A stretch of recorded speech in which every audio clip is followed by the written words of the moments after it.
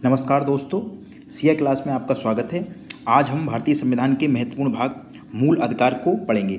मूल अधिकार भारतीय संविधान के भाग 3 और ये अनुच्छेद 12 से 35 तक आते हैं। भारतीय संविधान में मूल अधिकार अमेरिकी संविधान दिए गए हैं। आप कह सकते हैं कि अमेरिकी संविधान में प्रेरित हैं।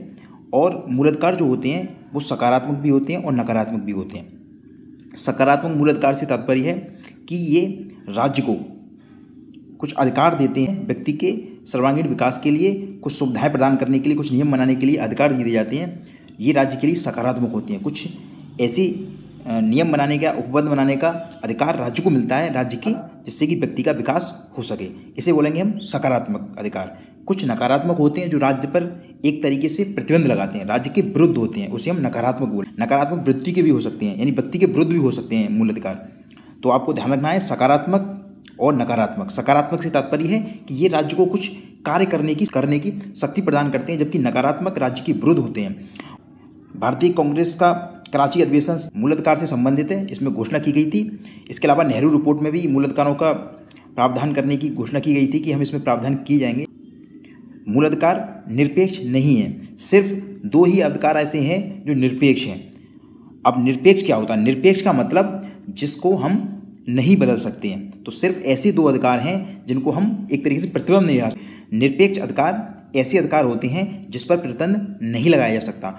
आप उसको कर्टेल नहीं कर सकते, उसको सीमित नहीं किया जा सकता, उनकी पावर को सीमित नहीं किया जा सकता। जबकि ज़्यादातर आपके मूल अधिकार क्या होते हैं? निरपेक्ष नहीं होते हैं। यानी इन पे हम क्या कर सकते हैं? रोक लगा सकते हैं। कब? जब आपातकाल की स्थिति हो या देश के विकास के साथ साथ यदि देश की सुरक्षा का सवाल हो। ठीक है, तो ऐसी परिस्थिति में सरकार या राज्य क्या कर सकता है? उन पर प्रतिबंध लगा सकता है, उनको एक तरीके से कर्टेल कर सकता है। लेकिन 17 और 24, अब 17 में क्या आता है? 17 में आता है अस्पृश्यता। अस्पृश्यता का मतलब छुआछूत जो होती है, आप उस पर रोक नहीं लगा सकते कि आप छुआछूत कर सकते। तो 17 और 24 को क्या कर सकता है राज्य? प्रतिबंध नहीं लगा सकता।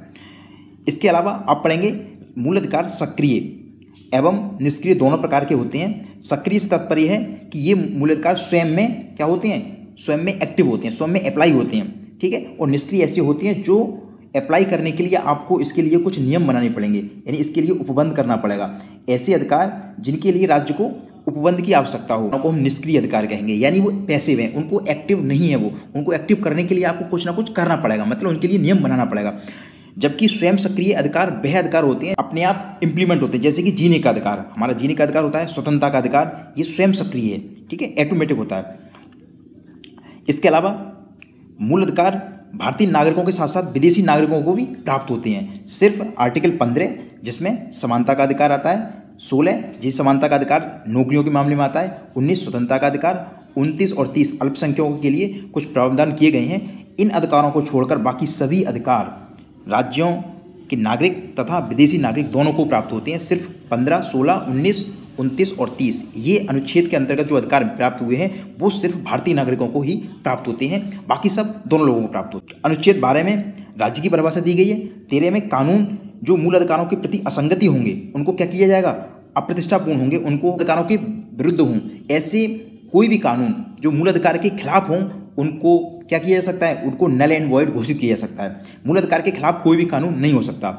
ये आर्टिकल नंबर 13 में लिखा हुआ है। इसमें ध्यान रखना है भारतीय संविधान में संशोधन के माध्यम से इसको 368 से बाहर रख दिया गया। इन 368 को इसके साथ नहीं पढ़ा जाएगा। 368 का तात्पर्य होता है भारतीय संविधान में संशोधन करने की पावर। तो संशोधन करना भी एक तरीके से एक कानून होता है, तो इसमें ये कानून नहीं है कहते हैं। मान लो अगर ऐसा हो जाएगा तो भारतीय संविधान में कोई भी अगर परिवर्तन होगा, संविधान में संशोधन होगा और वो मूल अधिकारों को कर्टेल करेगा तो उसको अवैध घोषित किया जा सकता है भारतीय सुप्रीम कोर्ट के द्वारा। तो इससे बचने के लिए 368 को इससे अलग रखा गया। बताया गया कि 13 को 368 से अलग पढ़ा जाए। आगे पढ़ेंगे आर्टिकल 14। तो आर्टिकल 14 से लेकर हम पढ़ेंगे 18 तक। 14 से 18 ये अधिकार आपका पहला अधिकार है, इसे हम बोलते हैं समानता का अधिकार। तो क्वेश्चन है कि समानता का अधिकार आर्टिकल नंबर 14 से 18 तक है। और 14 में क्या लिखा है? कानून के समक्ष समानता। हर कोई व्यक्ति कानून के समक्ष समान होगा।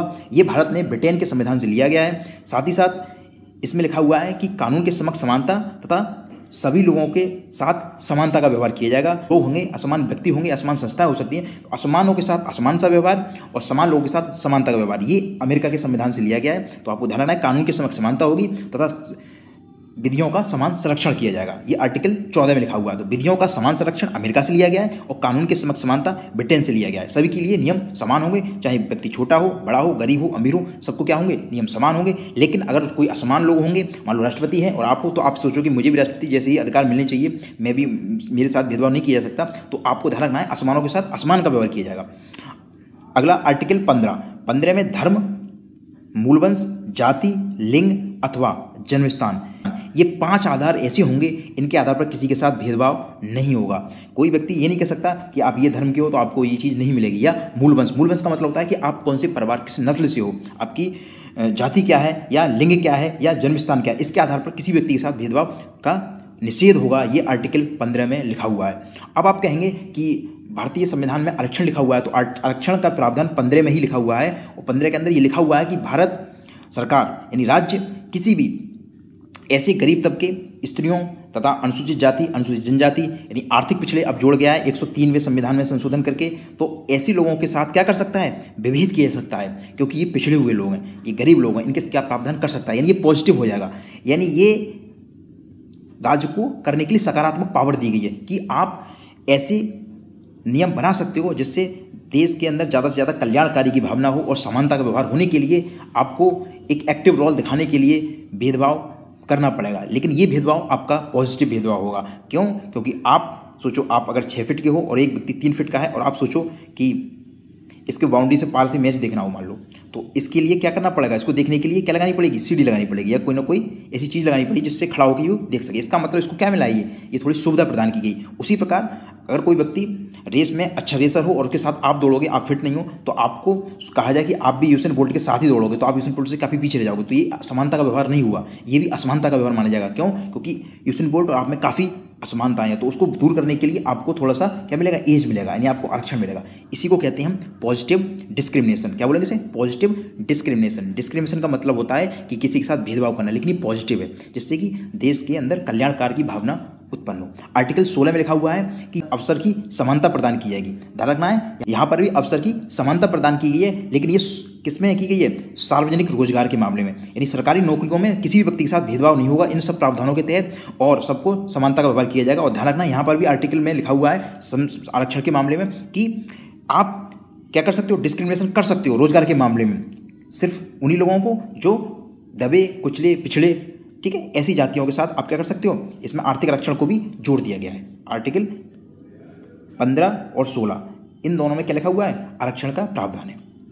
17 काफ़ी महत्वपूर्ण आर्टिकल है, इसे हम बोलते हैं अस्पृश्यता का उन्मूलन, यानी कि छुआछूत किसी के साथ आप नहीं दिखा सकते, यानी छुआछूत का उन्मूलन कर दिया गया है। और ये संविधान 17 में कैसा कहलाता है, ये निष्क्रिय कहलाता है। आर्टिकल 17वां भारतीय संविधान के अंदर ऐसा मूल अधिकार है, ये क्या है, निष्क्रिय है। निष्क्रिय इसलिए है क्योंकि इसको इम्प्लीमेंट करने के लिए भारत सरकार को प्रावधान करने पड़ेंगे, नियम बनाने पड़ेंगे, ये स्वतः लागू नहीं होता है, इसलिए इसको हम पैसिव बोलते हैं। 18 उपाधियों का उन्मूलन। उपाधियों का उन्मूलन का मतलब, अगर आपको समानता दिखानी है तो इसके लिए आपको एक बात करनी पड़ेगी कि कुछ लोग पहले राजा महाराजा लाट साहब वगैरह होते थे, तो उनकी उपाधियों को छीनना पड़ेगा, उनको खत्म करना पड़ेगा। तो कोई व्यक्ति अपने आगे उपाधि नहीं लगा सकता, ऐसा प्रावधान किया गया है। साथ ही साथ ये भी लिखा हुआ है कि कोई भी व्यक्ति अगर किसी को पुरस्कार मिलता है विदेश से या देश के अंदर, तो वो अपने आगे उसको नहीं यूज कर सकता कोई भी बड़ी। सिर्फ कोई व्यक्ति शिक्षा के क्षेत्र में जैसे डॉक्टर बन जाता है कोई, या किसी व्यक्ति को PhD करने के बाद कोई भी डिग्री के आगे आप वो नाम लगा सकते हैं, वो उपाधि है वो उसने अर्जित की है। या सेना में कोई कर्नल या किसी को अवार्ड मिलता है तो वो उपाधि का क्या कर सकता है, यूज कर सकता है। जबकि विदेश से कोई भी अगर किसी को पुरस्कार मिलेगा तो वो राष्ट्रपति की पूर्व अनुमति के साथ ही उस पुरस्कार को ले सकता है। तो आप 14 से 18 तक आर्टिकल में समानता का अधिकार पढ़ेंगे, राइट टू इक्वलिटी बोलते हैं इसे, इंग्लिश में क्या बोलते हैं, राइट टू इक्वलिटी। 14 में कानून के समक्ष समानता है। 15 में धर्म, मूलवंश, जाति, इसके आधार पर किसी के साथ भेदभाव नहीं किया जाएगा। 16 में सार्वजनिक नौकरियों के मामले में सबको समानता का व्यवहार किया जाएगा। 17 में अस्पृश्यता का उन्मूलन किया गया। और 18 में उपाधि, जितनी भी राजा महाराजा पुराने लाट साहब थे उनकी उपाधियों को क्या किया गया है, समाप्त किया गया है। अगला हम मूल अधिकार पढ़ेंगे, स्वतंत्रता का अधिकार, इसे बोलते हैं राइट टू फ्रीडम। ये दूसरा है हमारा मूल अधिकार। आपको बता दूं, हमारे संविधान के प्रारंभ में मूल अधिकारों की संख्या 7 थी और वर्तमान में 6 है, क्योंकि एक मूल अधिकार खत्म कर दिया गया है, जिसे संपत्ति का अधिकार बोलते हैं। तो उसे हम आगे पढ़ेंगे। तो 19 नंबर आर्टिकल में हम पढ़ते हैं अभिव्यक्ति की स्वतंत्रता।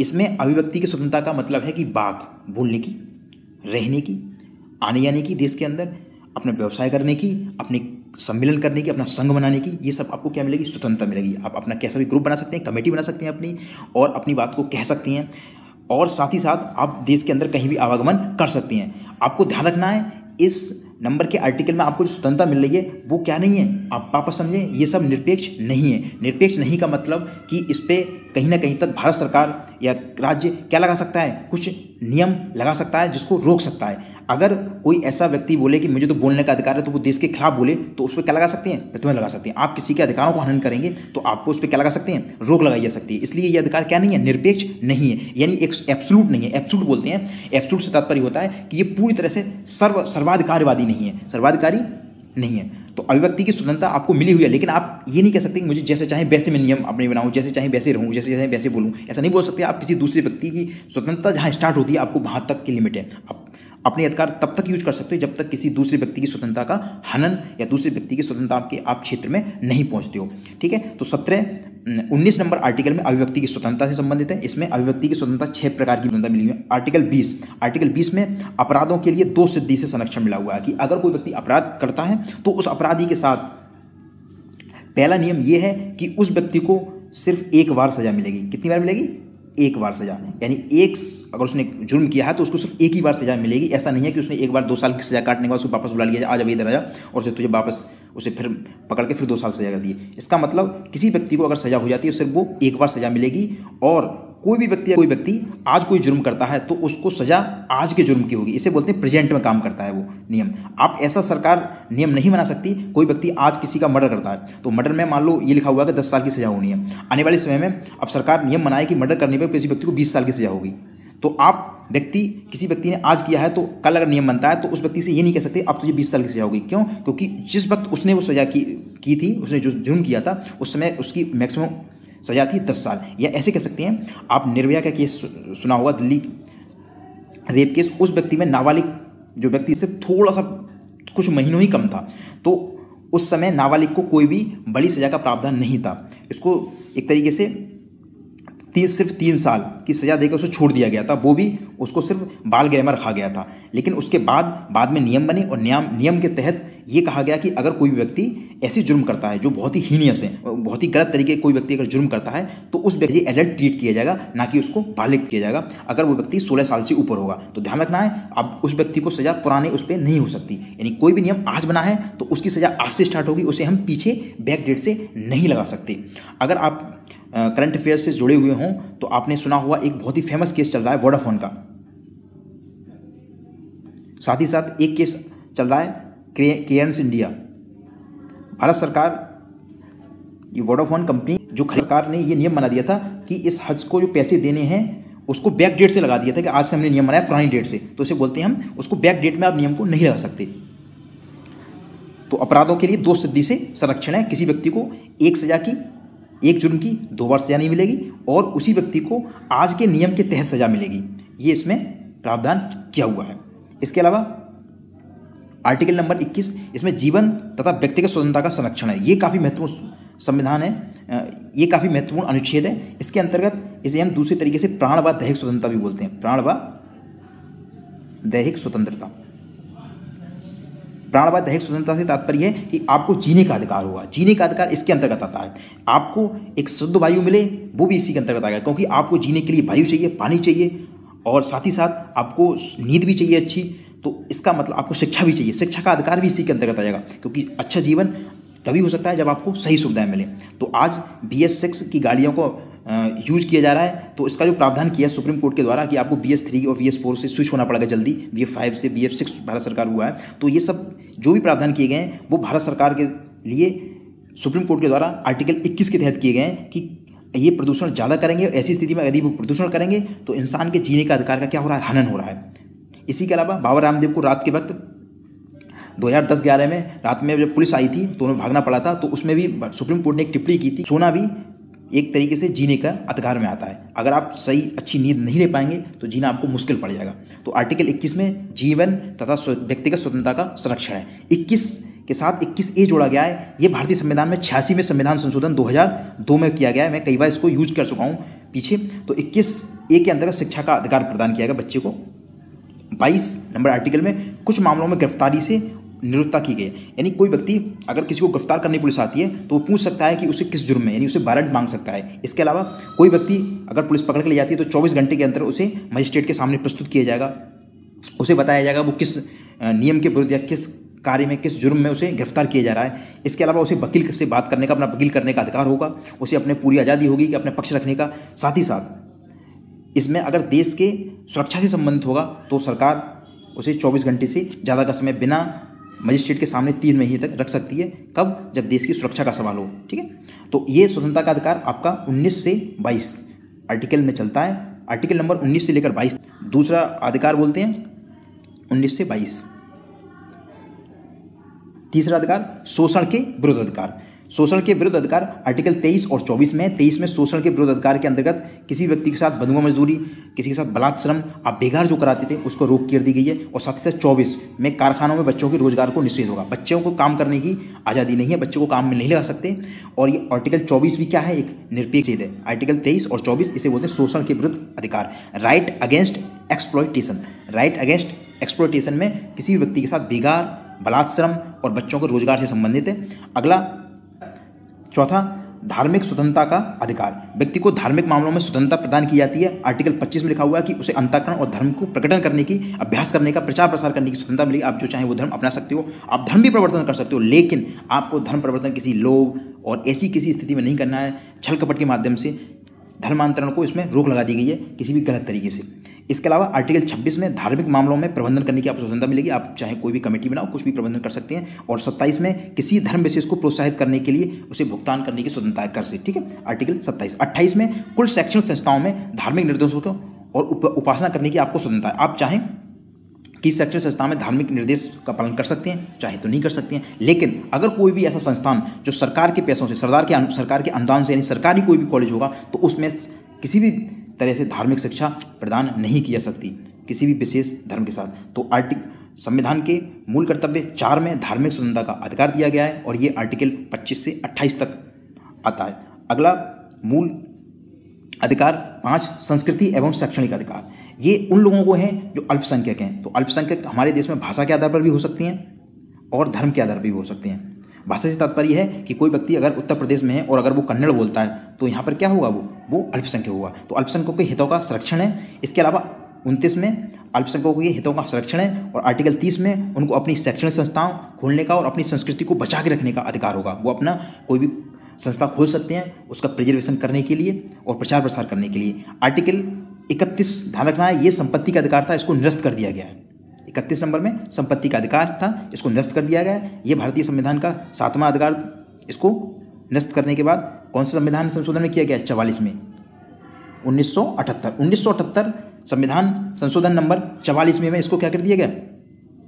समाप्त किया गया है। सबसे महत्वपूर्ण भारतीय संविधान का अधिकार नंबर 6, इसे बोलते हैं संवैधानिक उपचार। यानी आपको रेमेडीज मिलेगी। आपने जो अधिकार अभी प्रदान किया, आपने इतनी बड़ी बड़ी बातें बोल दी, उसका असली यूज कब होगा? जब अगर आपसे कोई व्यक्ति इनको छीनेगा तो आप क्या करोगे? तो उसका आपको क्या मिलेगा? एक दवाई मिलेगी, उपचार मिलेगा, रेमेडीज मिलेगी कि कोई भी व्यक्ति आपके इन अधिकारों का हनन करता है, चाहे वो राज्य हो या व्यक्ति हो, तो आप उसके खिलाफ कहाँ जा सकते हो? सुप्रीम कोर्ट या हाई कोर्ट आप जा सकते हो और सुप्रीम कोर्ट जा सकते हो आर्टिकल नंबर 32 और हाई कोर्ट जा सकते हो आर्टिकल नंबर 226 में लिखा हुआ है कि इसके लिए आप सुप्रीम कोर्ट जाओगे और सुप्रीम कोर्ट को 5 रिट जारी करने का और हाई कोर्ट को 5 रिट जारी करने का अधिकार प्रदान किया गया है। ये आपको बार बार पढ़ने का, मैंने इसमें लिखा नहीं है। आर्टिकल नंबर 32 में कोई भी व्यक्ति अपने मूल अधिकार के हनन के खिलाफ अगर जाती कोर्ट और हाई कोर्ट के पास, आर्टिकल 32 के तहत अगर कोई व्यक्ति, आर्टिकल 32 के अंतर्गत कोई व्यक्ति सुप्रीम कोर्ट या हाई कोर्ट अपने मूल अधिकारों के हनन के विरुद्ध और सुप्रीम कोर्ट को 5 रिट जारी करने का अधिकार प्राप्त है।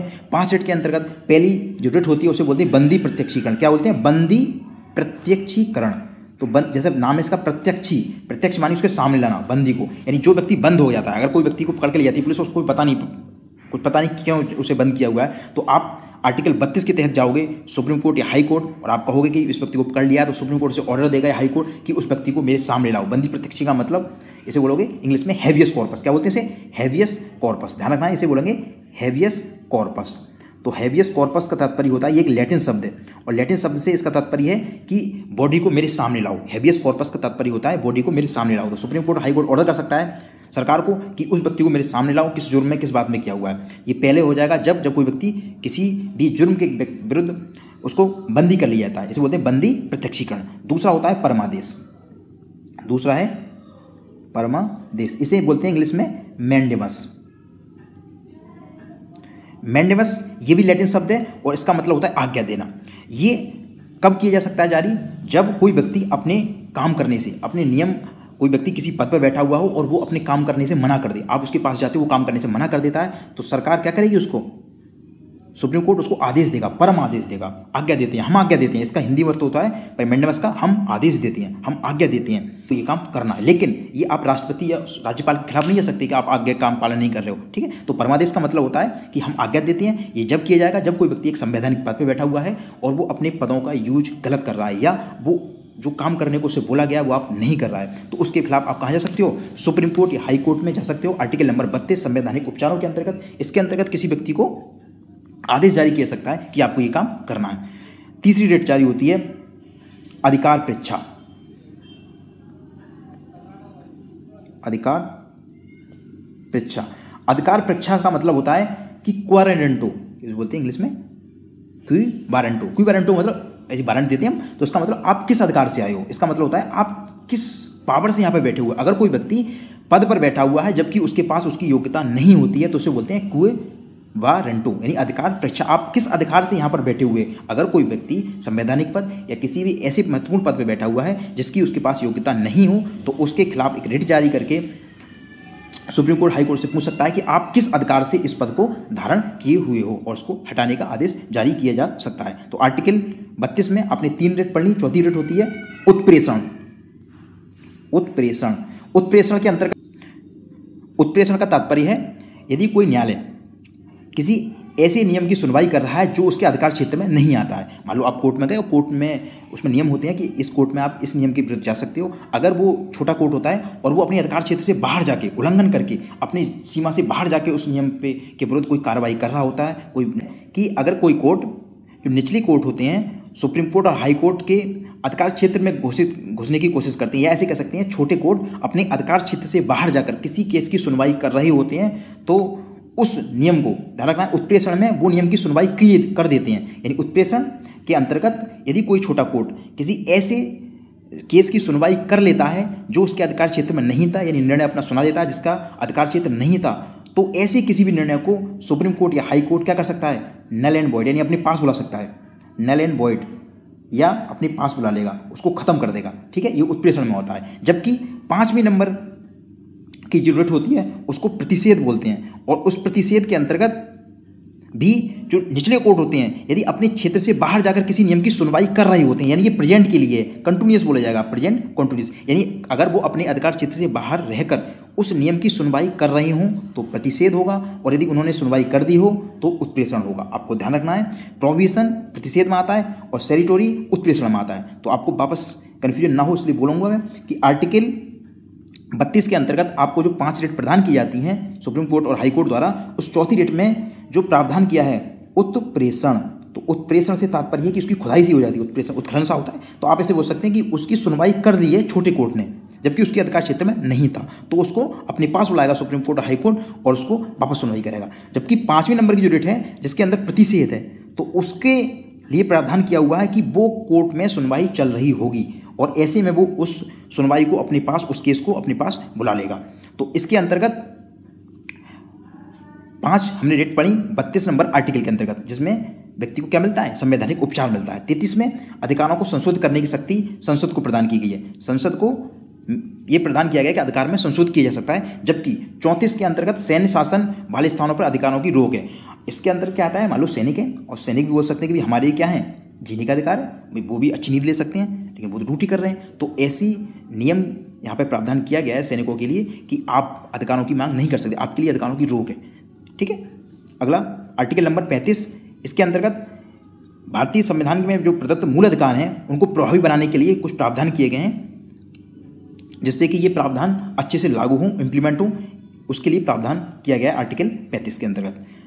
अब इसके संबंध में हम कुछ प्रमुख विवाद पढ़ेंगे जो मौलिक अधिकारों से संबंधित उत्पन्न हुए हैं। पहला है शंकरी प्रसाद वाद और बिहार राज्य। ये विवाद जब आया जब भारतीय संविधान में 1951 के अंतर्गत प्रथम संशोधन किया गया, और प्रथम संशोधन के अंतर्गत 9वीं सूची जोड़ी गई थी, अनुसूची, आपको ध्यान होगा। उस 9वीं अनुसूची में संपत्ति के अधिकार से संबंधित कुछ ऐसे नियम बनाए गए थे जिसमें सरकार क्या कर सकती है, अधिग्रहण कर सकती है संपत्ति का। तो इसमें पहला विवाद शंकरी प्रसाद वर्सेस बिहार राज्य में गया कि भारत सरकार या केंद्र सरकार या राज्य सरकार मौलिक कर्तव्यों को हनन नहीं कर सकती, यानी संविधान में संशोधन ही नहीं कर सकती। ये प्रावधान के लिए शंकरी प्रसाद वाद हुआ है। ठीक है, इसके अंतर्गत साथ विवाद में सुप्रीम कोर्ट हाई कोर्ट का ऑर्डर आया कि राज्य संविधान में संशोधन कर सकता है, जबकि गोलकनाथ और पंजाब राज्य के विरुद्ध जो विवाद हुआ उस विवाद के अंतर्गत संविधान की व्याख्या करते हुए सुप्रीम कोर्ट ने कहा कि मौलिक कर्तव्य एक पवित्र है। मौलिक कर्तव्य को उन्होंने क्या माना, पवित्र, और इसमें किसी भी प्रकार का संशोधन नहीं किया जा सकता। जबकि केशवानंद भारती वाद और केरल राज्य 1973 में हुआ है और ये जबकि 67 में हुआ है। ठीक है, तो 1967 में गोलकनाथ में ये निर्णय दे चुका था सुप्रीम कोर्ट कि कोई भी प्रकार के मूल अधिकारों को हनन या मूल अधिकारों को छुआ नहीं जाएगा, कोई भी परिवर्तन नहीं कर सकता क्योंकि पवित्र है ये सरकार। लेकिन केशवानंद भारती और केरल राज्य में ये प्रावधान किया गया कि भारत सरकार यानी केंद्र सरकार मूल अधिकार तो क्या पूरे संविधान में संशोधन कर सकती है, लेकिन उसे बेसिक स्ट्रक्चर का ध्यान रखना पड़ेगा। बेसिक स्ट्रक्चर से तात्पर्य है कि उसका एक ढांचा है, उस ढांचे को आप नहीं तोड़ोगे, यानी उस ढांचे से संबंधित आप इमारत बना सकते हो। उसमें आगे कुछ भी आपको मकान होता है, मकान में आपको लग रहा है कि यहाँ पर टूट गया कि नया कमरा बनाना है, इसमें कुछ छोटी मोटी वो कर सकते हो, लेकिन आप सोचो मैं इसकी नींव को हिला दूँ, नया बनाऊँ मकान, आप नहीं करोगे। यानी आप ढांचे को साथ रखोगे, ढांचे में परिवर्तन नहीं कर सकते, आप सिर्फ उसके बाहर के छोटे मोटे ऊपर से उसमें टिप टॉप कर सकते हो। तो आपको ध्यान रखना है केशवानंद भारती एक बहुत ही महत्वपूर्ण भारतीय संविधान के इतिहास में केस हुआ सुप्रीम कोर्ट में। इसके अंतर्गत ये प्रावधान किया गया कि संविधान में किसी भी प्रकार का संशोधन किया जा सकता है बशर्ते कि वो बेसिक स्ट्रक्चर को किसी भी तरह से वॉयलेट नहीं करे। और फिर क्वेश्चन आता है कि बेसिक स्ट्रक्चर क्या होता है, तो सुप्रीम कोर्ट ने खुद कहा कि बेसिक स्ट्रक्चर हम बताएंगे। यानी हर बार उन्होंने नए नए प्रावधान कहा है कि बेसिक स्ट्रक्चर ये है, जैसे कि भारतीय संविधान एक संघीय सरकार है, भारत में धर्मनिरपेक्षता है, समाजवादी देश है, लोकतांत्रिक गणराज्य, ये जो व्यवस्थाएं हैं भारत में, ये सब बेसिक स्ट्रक्चर के अंतर्गत आता है।